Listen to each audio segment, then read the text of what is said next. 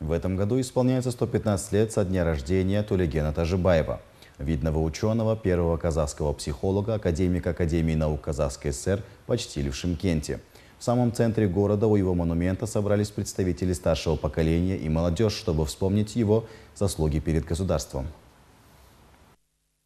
Человек, посвятивший свою жизнь просвещению, родился 23 февраля 1910 года. С юных лет он проявлял огромную тягу к знаниям, окончил Московский государственный университет, заложил основы казахской педагогики и психологии. Благодаря его труду национальная система образования вышла на новый уровень.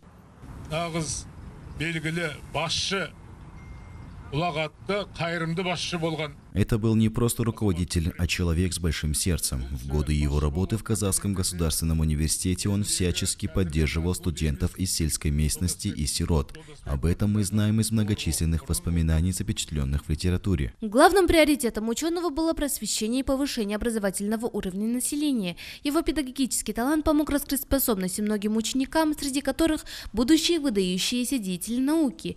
В бытность ректором КАЗГУ он сыграл решающую роль в судьбе многих талантов, в том числе Тлеуберді Рысымбетова.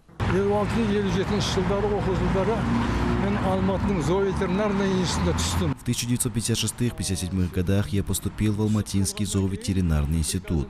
Получив копию приказа о зачислении, сразу же отправился к нему. Помню, он встретил меня дома, в Шапане. Он был такой статный, с чистым лицом, среднего роста.